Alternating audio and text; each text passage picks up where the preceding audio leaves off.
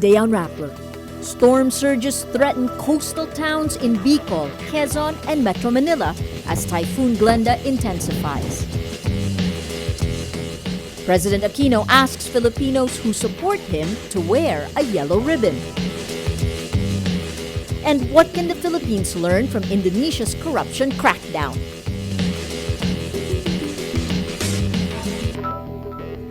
Hello, I'm Maria Ressa. Welcome to Rappler, your social news network.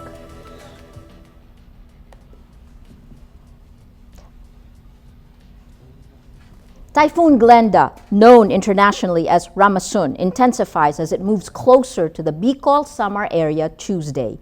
As of Tuesday, 5 p.m., Philippine State Weather Bureau PAGASA last spotted the typhoon 60 kilometers northeast of Catarman, northern Samar, or 110 kilometers east-southeast of Legazpi City in ALBAY. Glenda brings winds of 130 kilometers per hour near the center and gusts of up to 160 kilometers per hour. About 6,000 residents moved to evacuation centers, with authorities aiming to have another 39,000 take shelter before the typhoon hits. The government canceled most classes in Manila and Bicol on Tuesday, while dozens of domestic flights are also grounded. The Coast Guard shut down domestic shipping across Bicol, leaving more than 1,600 ferry passengers stranded. These provinces are under signal number 3: Catanduanes, Albay, Sorsogon, Camarines Sur, Camarines Norte, Masbate, Quezon, including Polillo Islands, Marinduque, Laguna, Batangas, Rizal, Northern Samar and northern parts of Samar and Eastern Samar. Provinces under signal number 2 are Cavite, Southern Aurora, Bulacan, Pampanga, Bataan, Nueva Ecija, Pangasinan, Tarlac, Zambales, Lubang Island, Oriental Mindoro, Metro Manila, Romblon, Biliran, the rest of Samar and Eastern Samar, and the northern part of Leyte Province. Provinces such as Northern Aurora, Occidental Mindoro, Quirino, Nueva Vizcaya, Benguet, La Union, the rest of Leyte Province, the Camotes Islands, and Northern Cebu, which includes Cebu City, are under signal number 1. Disaster Prevention Agency Project NOAA says 10 municipalities in Camarines Sur, Bataan, Pampanga, and Quezon are likely to experience the highest storm surge, which may go as high as 3 meters or almost 10 feet. Metro Manila cities Navotas, Manila, Parañaque, and Las Piñas may experience surges of up to 1.5 to 2 meters or 5 to 6.6 feet. Project NOAA says the storm surge will happen when the center of the typhoon is near. But National Disaster Risk Reduction Management Council Chair Alexander Pama urges the public not to fixate on the possible storm surge. He says this could result in people forgetting hazards caused by flooding and winds. Pama adds he is confident local government units would be able to use data from science agencies. Glenda is expected to leave the Philippine Area of Responsibility Thursday evening, July 16th, or Friday morning, July 17th.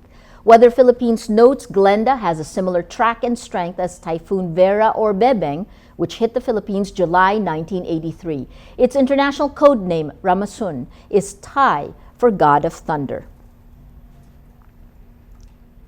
As Typhoon Glenda moves closer, the provinces of Camarines Sur and Albay evacuate thousands of people to safer locations. Camarines Sur Governor Miguel Villafuerte orders the forced evacuation of residents living within 100 meters from the coastline and riverbanks and areas susceptible to flooding and landslide. More than 1.1 million people living in 882 villages across Camarines Sur are exposed to hazards like flooding, landslide, and storm surges.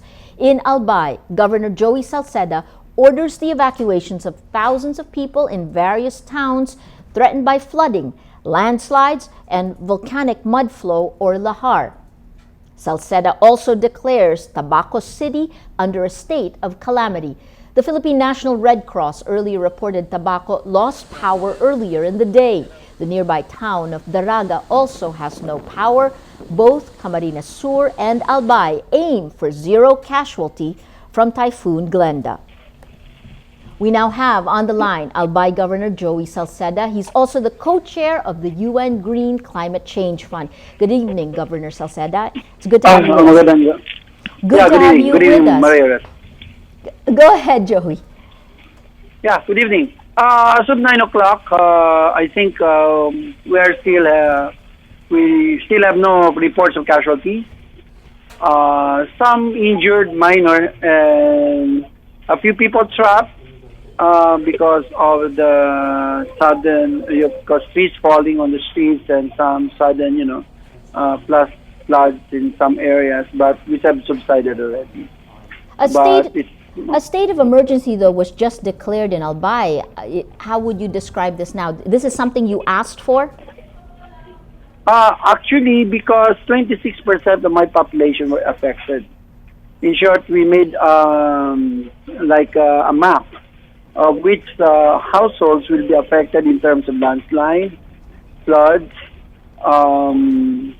storm surges, houses made of light materials, and therefore susceptible to the wind hazard because it's very, it is actually more of a wind event than a rain event, and of course to flooding. So these four major hazards we delineated, and I think we were able to evacuate 69,082 families.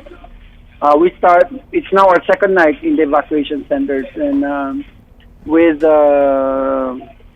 Glenda, I think now starting to subside or going away from us.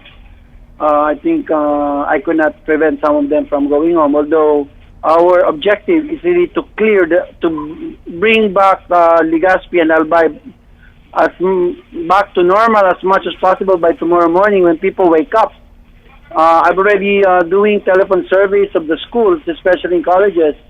So I would like them to have college students back to school tomorrow morning, as well as for elementary and high school students to be back to school, especially in those locations we did not suffer any damages on their facilities. So, in short, this is always our motto. Walang mapapala sa pagpapaawa, bangon agad. We have that particular saying here, ibangon agad, itayo agad ang puno ng sili.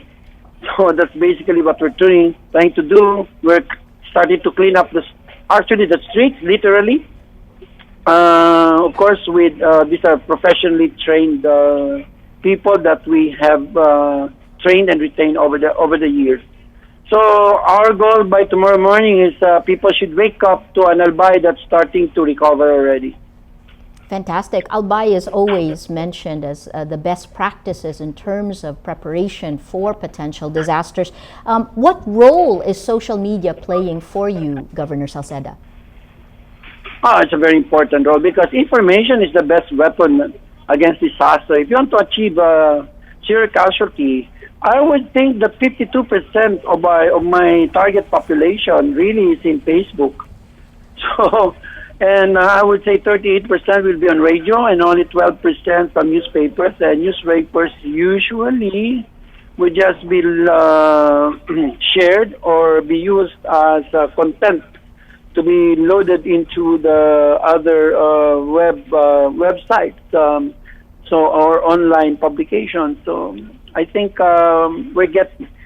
are able to get the message too of what to do.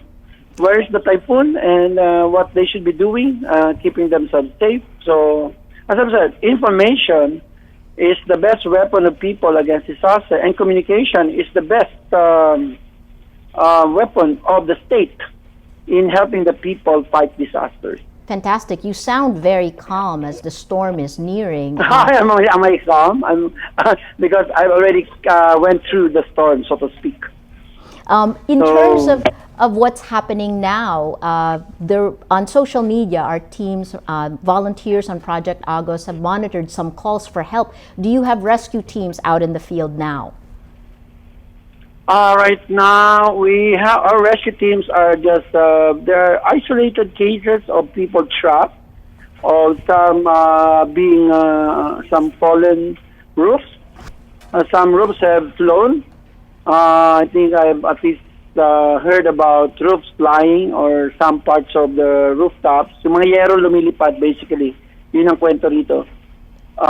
So, may mga tao na naipit sa loob ng bahay nila. So, I think we've been able to liberate them from the feeling of being trapped And we've been responding to them. So I think pretty much, I think, because the storm, I think left, I think the eye of the storm left ALBAY by around 8 o'clock. So since then, but through the use of the facilities of both the Project NOAA as well as the Doppler radar of Pag-asa in Virac, we knew exactly to time as well as, of course, to target the areas where intervention by the disaster management authorities will make can be very effective.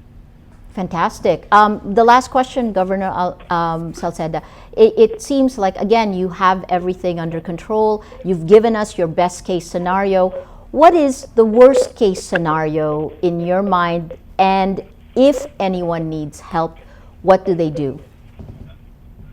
Worst case scenario, I don't know how to respond to the question.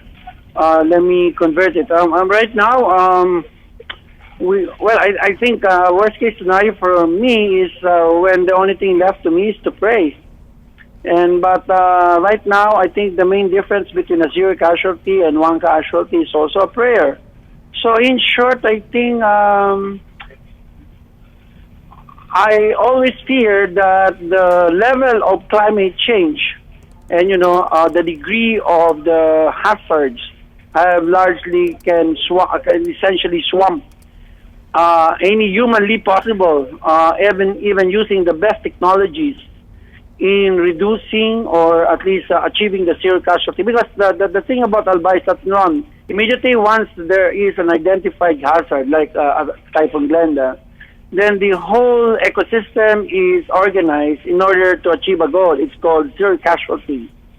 So we then go through a process, essentially trying to involve from the region to the province to the municipalities, then to the communities as well as the barangay and villages. So we get everybody, national, local, as well as military and civilian, to achieve the I guess my biggest fear really is for the new normals, which is really a new abnormals. Yes. For climate change.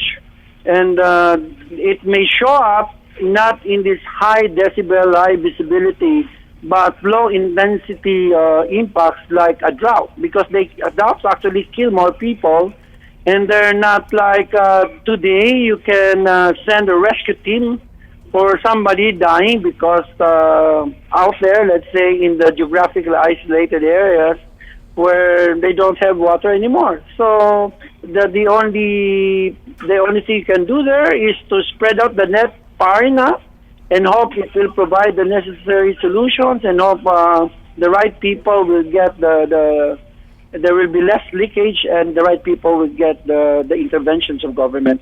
So the long and short of it, I think I fear drought. And number 2 is bigger typhoons, which will swamp our capacities, humanly possible, and using the best technology that we can do. Okay, thank you so much. So those I are cannot 2 think worst-case scenarios. of Essentially, both of them are climate change. Fantastic, Governor Salceda. Your training, the drills, the preparation that you've put in place. Again, your province, as you have been mentioned as the best practices. Our prayers are with you tonight. We hope the preparation is enough. Thank you for joining us. I really have to make that qualifier. It's not really best practice, simply because I do it. We do it. The other people don't do it. And second, I think I am always asked what's missing. What's missing is, ang tawag ko, puso. Walang puso eh. So if they have the passion for it, I think everybody will do it. They have the law, the resources. There's so much resources out there, especially local community. So much indigenous knowledge. The only missing is heart, I think. Anyway, thank you very much, Maria Ressa. I know I exceeded your time. No, not at all. It's always good to talk to you, Governor Salceda. Good luck tonight. Thanks so much. Thank you. Thank you. Now we go to Tacloban City. the more than 1,000 survivors of Super Typhoon Yolanda or Haiyan in Tacloban City are forced to return to evacuation centers like the Tacloban Astrodome to flee the wrath of Typhoon Glenda. In April, Social Welfare Department or DSWD estimated 130,000 Haiyan survivors still lived in tents. DSWD says it will augment the Tacloban City government's resources with food packs, blankets, and bottles of water. Humanitarian group Oxfam reports a higher number of evacuees, counting over 500 families or nearly 2,700 people. Please check out Rappler's Project AOS microsite. This is our one-stop shop for educating the public on how to better prepare for disasters. As you heard Governor Salceda, he talked about how information is critical. You can track the path of #GlendaPH on this now, and you can report on our live map. We are monitoring on social media. Please help. Project AOS aims to raise awareness about climate change adaptation, disaster risk reduction, and management. It can help us prepare, respond, and aid in recovery. Visit www.rappler.com/Project AOS. President Benigno Aquino asks his bosses, a reference to the Filipino people, to wear a yellow ribbon if they still support him. Aquino was answering a question: how can Filipinos help him, in an open forum held in Manila? Negative public sentiment over the fund scheme dogs Mr. Aquino, earning him his lowest ever approval rating. For the first time since he assumed the presidency in 2010, Aquino faces ambivalent public support. A social weather station survey showed Aquino's satisfaction ratings dropped 11 points, while a Pulse Asia survey showed his approval ratings dropped 14 points. His trust ratings are statistically the same at 53%. The yellow ribbon was the official symbol of the Aquino campaign in 2010 in memory of his parents' political struggle during the Marcos regime. For our social media post of the day, Filipinos used Facebook and Twitter to react to President Aquino's speech criticizing the Supreme Court. The High Court declared 3 schemes under it as unconstitutional. Ateneo School of Government Dean Tony Lavinia wrote on his Facebook page, "These lines from the president's speech bothers me a lot. It seems to me a veiled warning. I'm afraid the war of the branches will be inevitable." Women's rights activist at Beth Angshoko tweets, "I don't believe I'm hearing this. Pinoy questioning Supreme Court decision." Former Cavite Representative Gilbert Remulla tweets, "Why don't you just admit you were wrong?" But songwriter Jim Paredes tweets, "Can the Supreme Court be wrong? The Supreme Court legalized martial law. While they may be the final arbiter, I don't hold them infallible." Opposition Senator J.V. Ejercito is alarmed by what he calls the president's threat to impeach Supreme Court justices over their decision on the administration's spending program. Ejercito responds to Aquino's Monday primetime address on the DAP, the legality of which he staunchly defended despite a high court ruling declaring parts of it unconstitutional. Ejercito took issue with this part of Aquino's statement. Ang mensahe ko po sa Korte Suprema, ayaw nating umabot pa sa puntong nagbabanggaan ang dalawang magkapantay na sangay ng gobyerno. Kung saan kailangan pang mamagitan ng ikatlong sangay ng gobyerno. Mahirap pong maintindihan ang desisyon ninyo.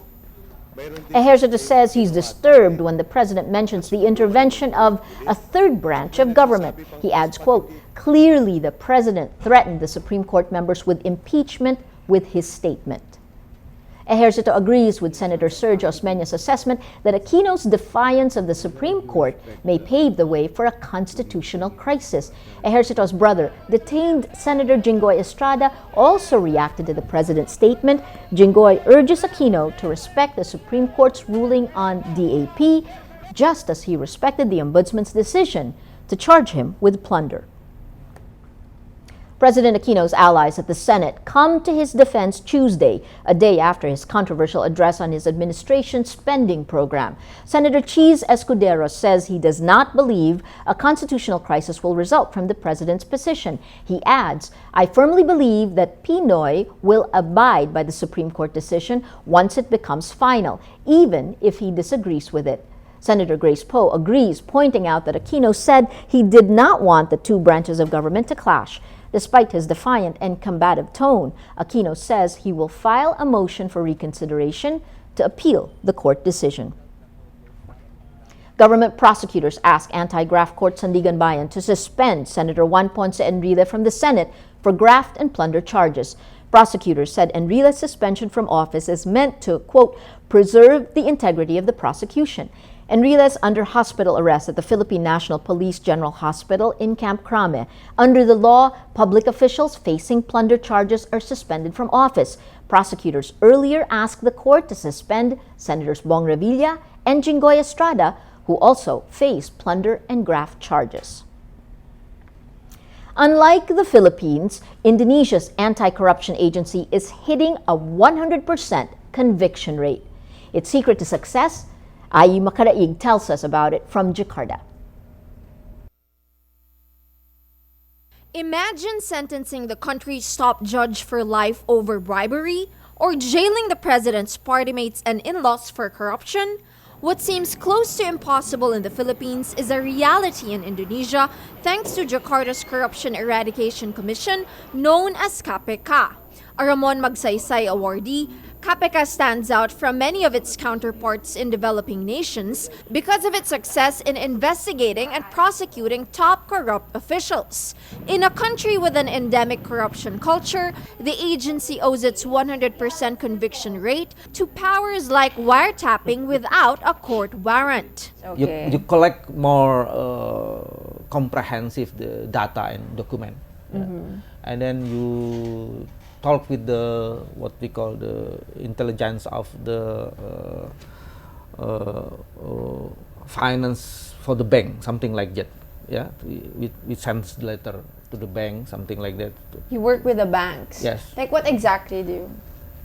We send letter to know information about the accounts of Bank the bank, accounts. something like that. Bank account, something like that. But KPK does not do it alone. Public participation is a key component of its work through a whistleblowing system that allows Indonesians to report corrupt acts anonymously. In turn, it uses radio, video, and animation to educate the public about fighting corruption. This is Indonesia Corruption Watch, an NGO helping Indonesia's Anti-Corruption Commission. They investigate tips and consolidate reports so the government agency can catch high-ranking corrupt officials. The NGO says the KPK success can be replicated in other Southeast Asian countries like the Philippines. It is possible. What is important is the government has to have enough willingness to make sure that KPK has independence and also has the power and resource to do its job. Filipinos living and working in Indonesia for decades say the pork barrel corruption scandal should push the Philippines to strengthen its anti-corruption agencies. There is a fear, perhaps, of giving too much power to an agency, but if it is necessary to curb corruption, and if you are able to put in good people with probity in there, I think it would work very well for the Philippines. And here also, the strong will of the government, they really jail the people. In the Philippines, they always seek for house arrest or hospital arrest, right? Here, no more. They arrest you, they go into your house and just put you in jail. Yeah, put you in jail. Indonesian anti-corruption advocates say while lawmakers will naturally reject reforms, an angry and vigilant public will not allow them to block change for long. Ai Makaraig, Rappler, Jakarta. Let's now look at Rappler's Wrap for today, a list of the 10 most important events around the world you shouldn't miss.